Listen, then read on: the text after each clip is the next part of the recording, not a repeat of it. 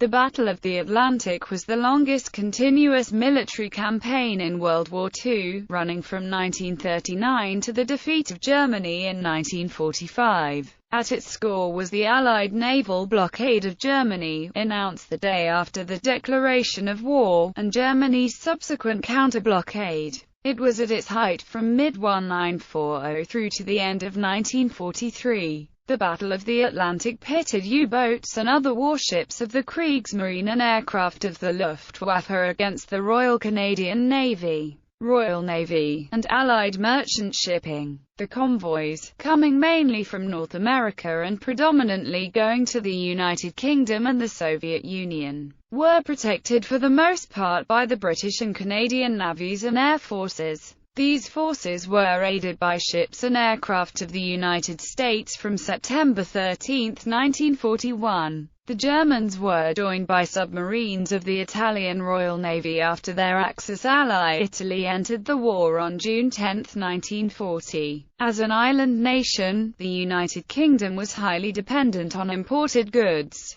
Britain required more than 1 million tons of imported material per week in order to be able to survive and fight. In essence, the Battle of the Atlantic was a tonnage war. The Allied struggle to supply Britain and the Axis attempt to stem the flow of merchant shipping that enabled Britain to keep fighting. From 1942 onwards, the Germans also sought to prevent the build-up of Allied supplies and equipment in the British Isles in preparation for the invasion of occupied Europe. The defeat of the U-boat threat was a prerequisite for pushing back the Germans. Winston Churchill later wrote, "The Battle of the Atlantic was the dominating factor all through the war. Never for one moment could we forget that everything happening elsewhere, on land, at sea or in the air depended ultimately on its outcome." Winston Churchill. The outcome of the battle was a strategic victory for the Allies. The German blockade failed, but at great cost. 3,500 merchant ships and 175 warships were sunk for the loss of 783 U-boats.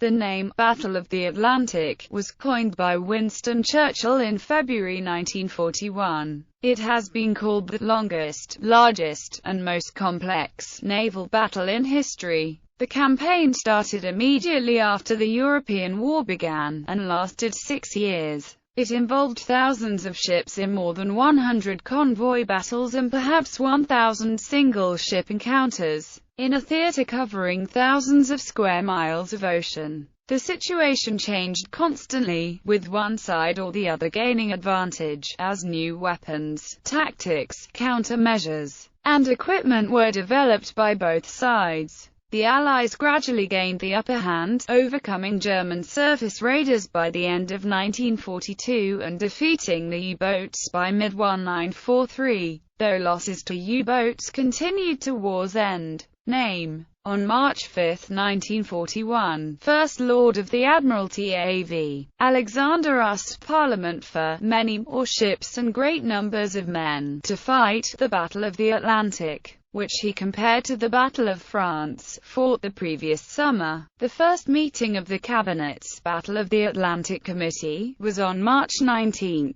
Churchill claimed to have coined the phrase Battle of the Atlantic shortly before Alexander's speech, but there are several examples of earlier usage. Background. Following the use of unrestricted submarine warfare by Germany in the First World War, countries tried to limit, even abolish, submarines. The effort failed. Instead, the London Naval Treaty required submarines to abide by cruiser rules, which demanded they surface, search and place ship crews in a place of safety before sinking them, unless the ship in question showed persistent refusal to stop, or active resistance to visit or search.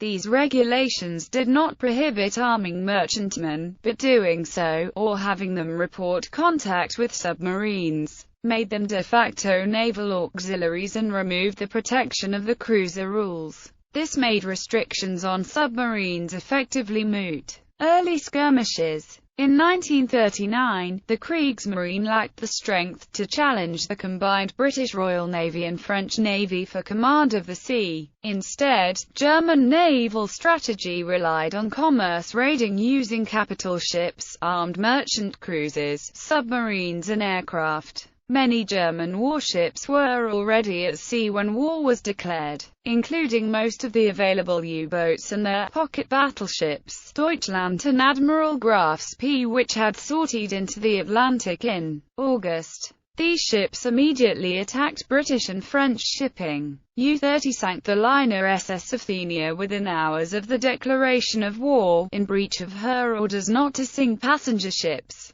The U-boat fleet, which was to dominate so much of the Battle of the Atlantic, was small at the beginning of the war. Many of the 57 available U-boats were the small and short-range Type 2s, useful primarily for minelaying and operations in British coastal waters. Much of the early German anti-shipping activity involved minelaying by destroyers, aircraft and U-boats off British ports. With the outbreak of war, the British and French immediately began a blockade of Germany. Although this had little immediate effect on German industry, the Royal Navy quickly introduced a convoy system for the protection of trade that gradually extended out from the British Isles, eventually reaching as far as Panama, Bombay and Singapore. Convoys allowed the Royal Navy to concentrate its escorts near the one place the U-boats were guaranteed to be found, the convoys. Each convoy consisted of between 30 and 70 mostly unarmed merchant ships. Some British naval officials, particularly the First Lord of the Admiralty, Winston Churchill, sought a more offensive strategy. The Royal Navy formed anti-submarine hunting groups based on aircraft carriers to patrol the shipping lanes in the western approaches and hunt for German U-boats.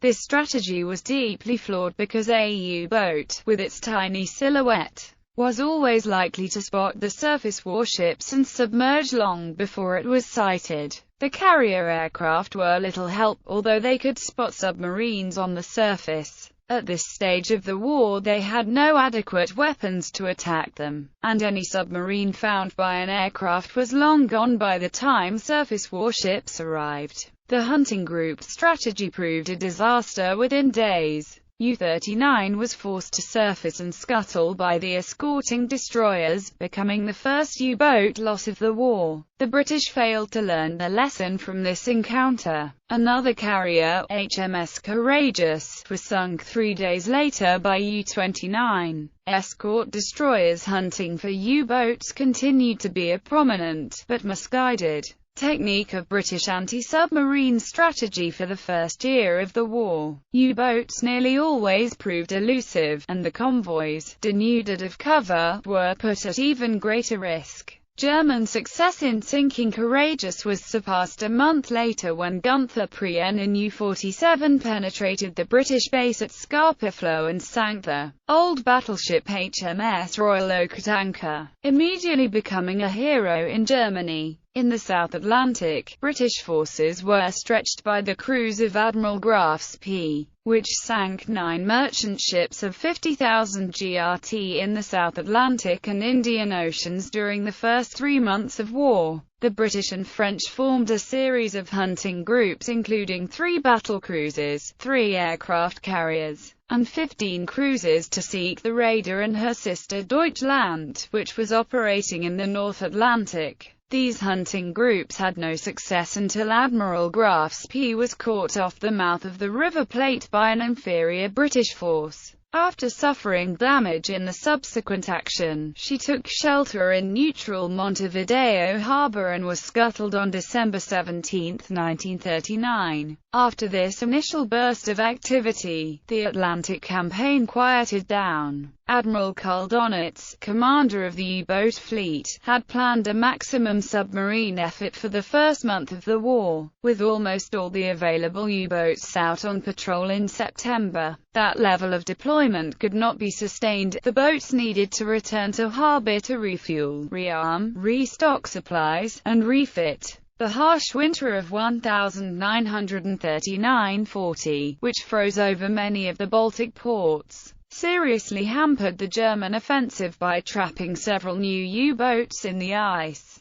Hitler's plans to invade Norway and Denmark in the spring of 1940 led to the withdrawal of the fleet's surface warships and most of the ocean-going U-boats for fleet operations in Operation Weserübung. The resulting Norwegian campaign revealed serious flaws in the magnetic influence pistol of the U-boat's principal weapon, the torpedo. Although the narrow fjords gave U-boats little room for maneuver, the concentration of British warships, troopships and supply ships provided countless opportunities for the U-boats to attack. Time and again, U-boat captains tracked British targets and fired, only to watch the ships sail on unharmed as the torpedoes exploded prematurely, or hit and failed to explode, or ran beneath the target without exploding. Not a single British warship was sunk by a U-boat in more than 20 attacks. As the news spread through the U-boat fleet, it began to undermine morale.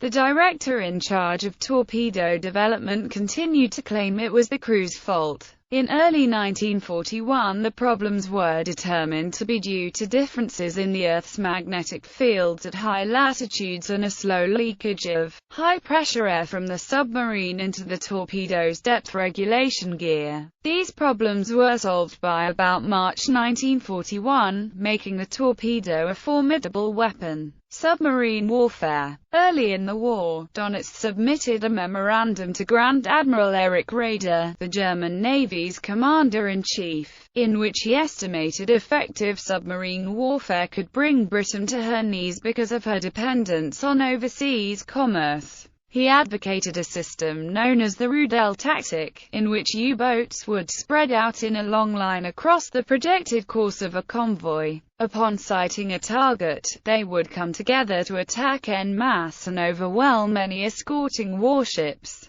While escorts chased individual submarines, the rest of the pack would be able to attack the merchant ships with impunity. Donitz calculated 300 of the latest Atlantic boats would create enough havoc among Allied shipping that Britain would be knocked out of the war. This was in stark contrast to the traditional view of submarine deployment up until then, in which the submarine was seen as a lone ambusher, waiting outside an enemy port to attack ships entering and leaving. This had been a very successful tactic used by British submarines in the Baltic and Bosphorus during World War I, but it could not be successful if port approaches were well patrolled. There had also been naval theorists who held submarines should be attached to a fleet and used like destroyers. This had been tried by the Germans at Jutland with poor results, since underwater communications were in their infancy. The Japanese also adhered to the idea of a fleet submarine, following the doctrine of Mayen, and never used their submarines either for close blockade or convoy interdiction. The submarine was still looked upon by much of the naval world as dishonorable, compared to the prestige attached to capital ships.